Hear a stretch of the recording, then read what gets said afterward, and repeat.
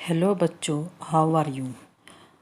हमने अतीत में दबे पाँव पाठ शुरू किया था, जिसमें हमने पहली वीडियो में पढ़ा था कि मोहनजोदड़ो अर्थात जिसे मुर्दों का टीला कहा जाता है, और दूसरी जो भारत की प्राचीन सभ्यता है हड़प्पा, वो दुनिया के सबसे पुराने समृद्धशाली शहर हैं, सभ्यताओं में से एक है। और ये सिंधु नदी के किनारे बसी हुई थी और यह सबसे समृद्धशाली क्षेत्र रहा है। मोहनजोदड़ो जो अब वर्तमान पाकिस्तान में स्थित है, जो सिंधु घाट नदी के किनारे बसा हुआ था। और दूसरा जो पाकिस्तान के पंजाब प्रांत में दूसरा शहर हड़प्पा भी वहीं पर विद्यमान है। आप इस मैप में उन दोनों को देख सकते हैं। और जब सैकड़ों साल पहले, सैकड़ों यानी 200 साल पहले जब अंग्रेज़ों ने वहाँ पर रेल लाइन बिछाई थी, तो उस समय खुदाई की गई, तो खुदाई में इस सभ्यता के बारे में पता चला। और ये पता चला कि यह सभ्यता 5000 साल पुरानी है। क्योंकि यह मैदानी सभ्यता थी, तो इसका अगर शहर की खुदाई से पता चलता है कि यह जो शहर है, इसकी जो गलियां और सड़कें हैं वर्तमान काल के शहरों के समान ही है। अब हम आगे पढ़ेंगे। मोहनजोदड़ो के सबसे खास हिस्से में एक सिरा है, और उस सिरे को पुरातत्ववेत्ता के विद्वान गढ़ यानी किला कहते हैं। और चारदीवारी के भीतर ऐतिहासिक शहरों के सत्ता केंद्र व्यवस्थित होते थे, यानी चाहे विरासत्ता हो या धर्म सत्ता, सभी उस चारदीवारी के अंदर ही होते थे। बाकी शहर गढ़ यानी किले से कुछ दूर पर बसे हुए थे। क्या यह रास्ता भी दुनिया को मोहनजोदड़ो ने दिखाया था? कहने का अर्थ ये है कि जब राजतंत्र का शासन आया, जैसे राजाओं महाराजाओं का युग आया, तो क्या उस समय आपने देखा होगा कि अभी भी अगर हम देखते हैं जो राजमहल हैं या राज किलों में जाते हैं, तो जो किला है उस शहर के बीच में होता था, ऊंची ऊंची दीवारें होती थी। और फिर जो बाकी शहर था, वो शहर जो है किले से काफ़ी दूर होता था, और उस किले में राजा महाराजा रहते थे। आपने हिस्टोरिकल मूवी भी देखा है, हिस्टोरिकल सीरियल में भी देखा है कि जो राजमहल हैं वो बीचों बीच होते थे, जिसमें राजा रानी, उसके मंत्री इत्यादि उसका परिवार रहता था। बाकी जो परिवार थे, जो चाहे वो व्यापारी वर्ग था चाहे कोई था, वो शहर के दूसरी तरफ रहते थे।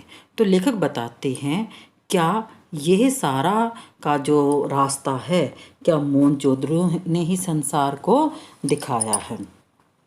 अब लेखक कहते हैं आगे कि सभी अहम यानी मुख्य और अब दुनिया भर में प्रसिद्ध इमारतों के खंडर चबूतरे के पीछे यानी पश्चिम में है।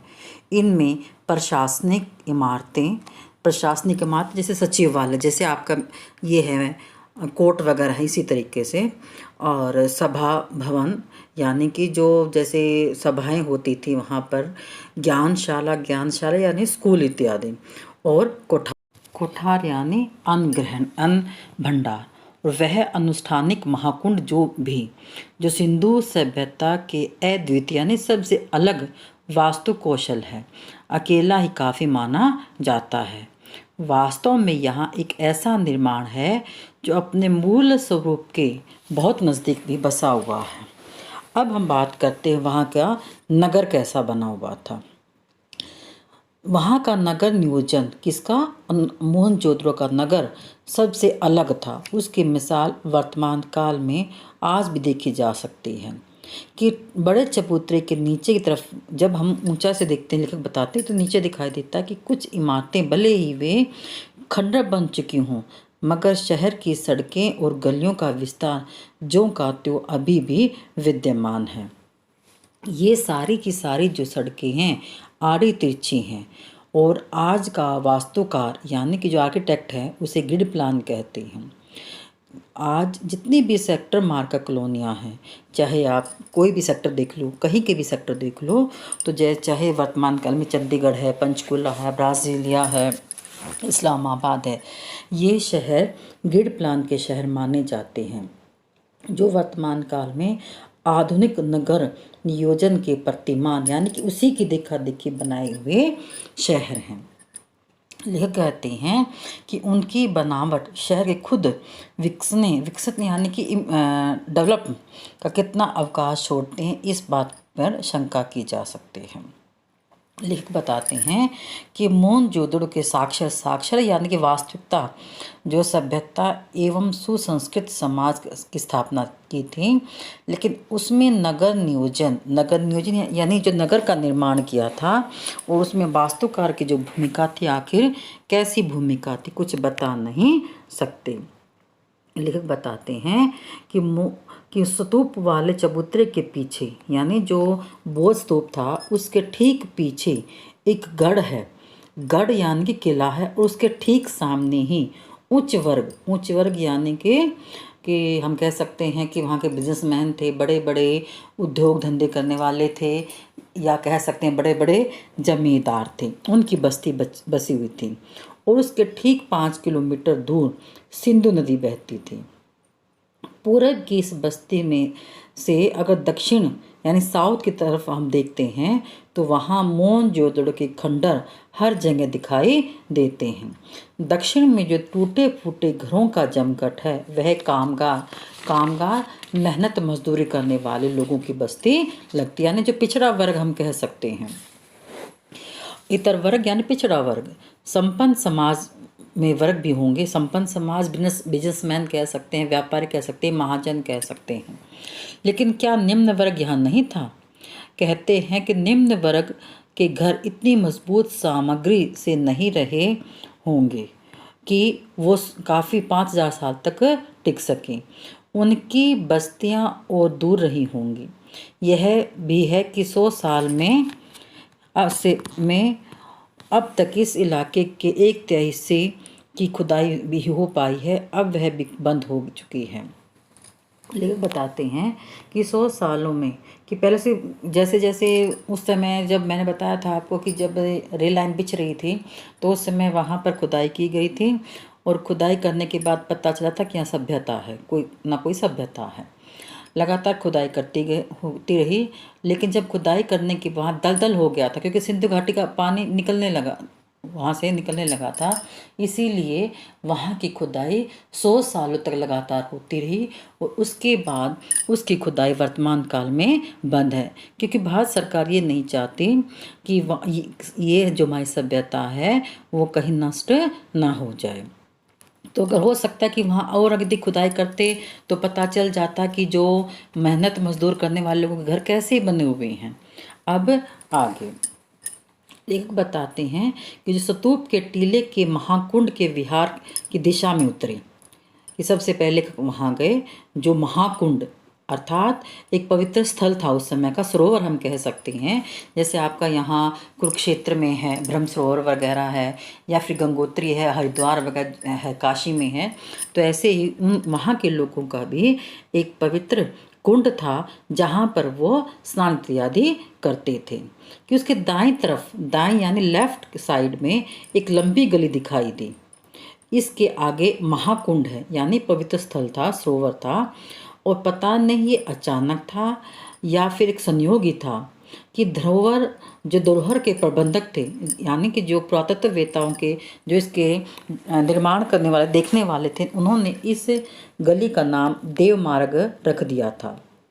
ये माना जाता है कि उस समय सभ्यता में सामूहिक स्नान किसी अनुष्ठान का अंग होता था, और कुंड करीब 40 फुट लंबा और 25 फुट चौड़ा था, और गहराई लगभग 7 फुट थी। और कुंड में नीचे की तरफ दक्षिण दिशा में सीढ़ियाँ उतर रही थी। इसके 3 तरफ साधुओं के कक्ष थे, और उत्तर में 2 पांत यानी पंक्तियाँ थी, जिसमें 8 स्नान घर थे।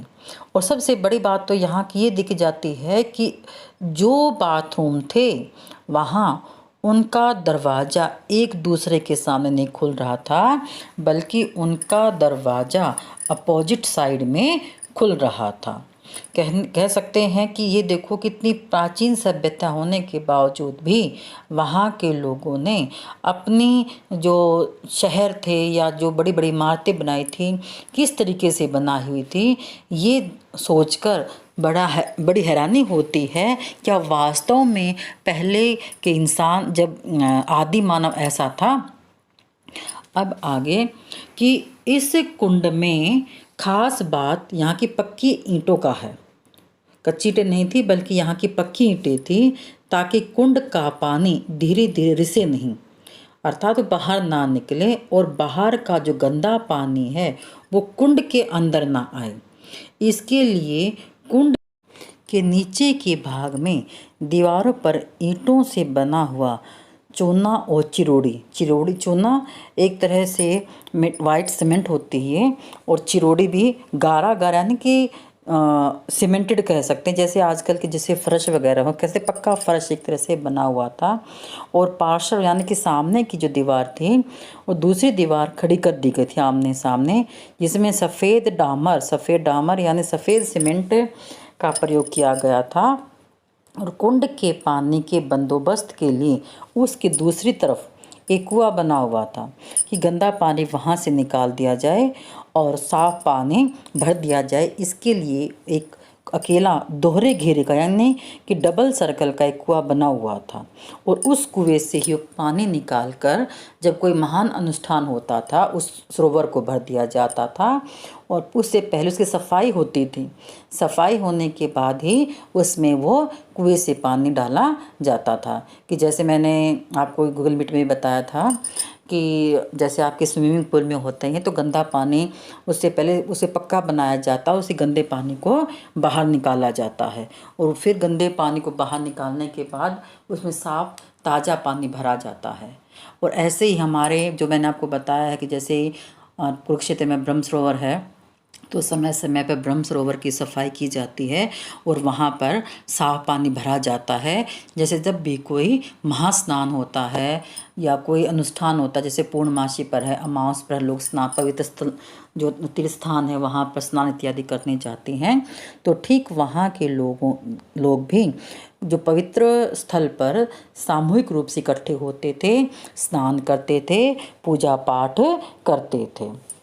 फिर लेखक बताते हैं कि कुंड से पानी को बाहर बहाने के लिए नालियाँ थी, और इन नालियों की सबसे बड़ी विशेषता ये थी कि ये पक्की ईंटों से बनी हुई थी, और पूरी की पूरी जो नाली थी ईंटों से ढकी हुई थी, और ये पक्की और आकार में समरूप यानी एक समान धूसर यानी जो मिट्टी से बनी हुई ईंटें थी, सिंधु घाटी सभ्यता की सबसे अलग पहचान है। ये ढकी हुई नालियों का उल्लेख भी जो प्राचीन काल के जो विद्वान हैं, इतिहासकार हैं, उन्होंने बड़े जोर देते हुए कहा था कि मोहनजोदड़ो में जो पानी की निकासी है, अर्थात जो पानी निकालने का जो साधन है वो बहुत ही सुव्यवस्थित बंदोबस्त किया गया था। इससे पहले इतिहास में ऐसा वर्णन कहीं नहीं मिलता। कहने का अर्थ है कि जैसे जैसे वहाँ की खुदाई होती गई तो पता चलता गया कि वहाँ के लोग कितने सुसंस्कृत और सभ्य थे। तो ये एक अपने आप में एक अनोखी बात है कि भारत के जैसे देश की 5000 साल पहले की ऐसी सुसंस्कृत सभ्य जो लोग थे, अगर हम देखा जाए तो सोचें कि ऐसे सभ्य व्यक्ति अगर आज भी जीवित होते तो शायद ये सभ्यता आज भारत ना जाने कितनी ऊंचाइयों तक पहुंच गया है।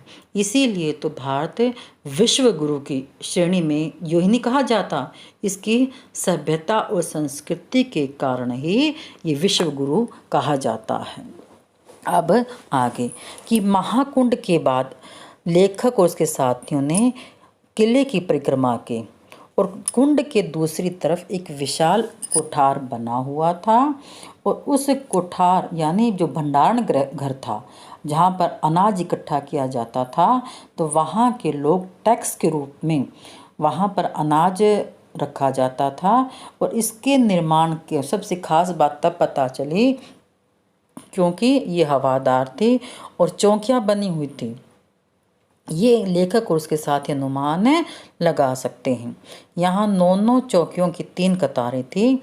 उत्तर में एक गली थी और वहाँ से बैलगाड़ियों के द्वारा सामान लाया जाता था, अनाज इत्यादि लाया जाता था और फिर लोग वहाँ अपना टैक्स भरकर उन टैक्स के रूप में उस गेहूँ को उतारते थे।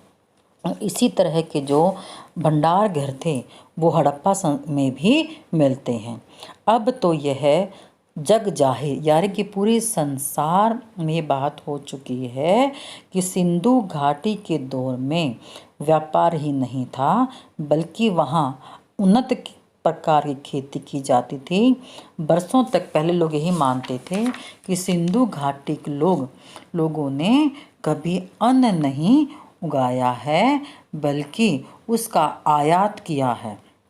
आयात किया कहने का मतलब ये है कि यहाँ के लोग सिर्फ अनाज को एक्सपोर्ट करते थे, लेकिन ये बात गलत सिद्ध होती है।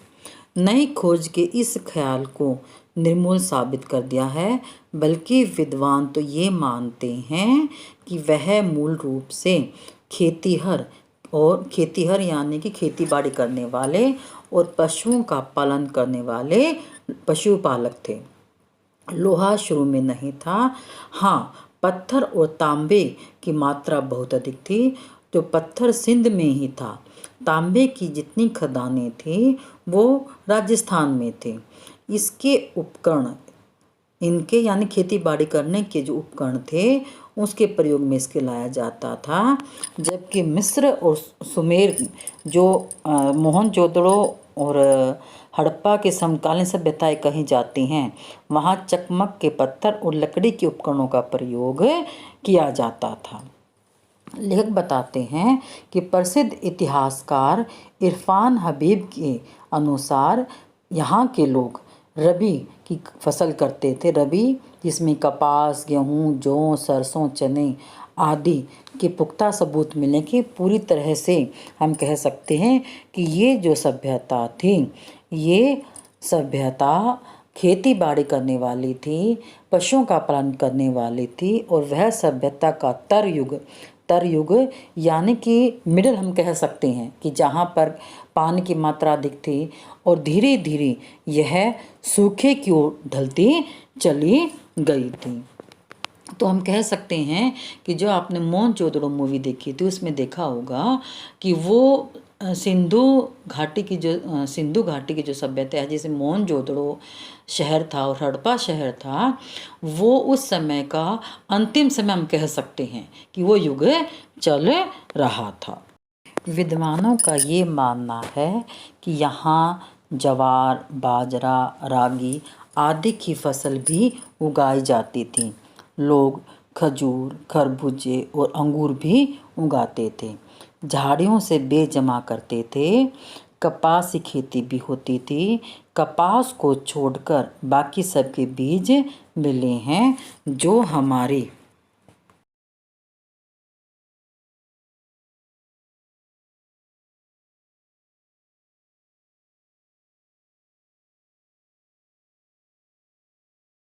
म्यूजियम में रखे हुए हैं।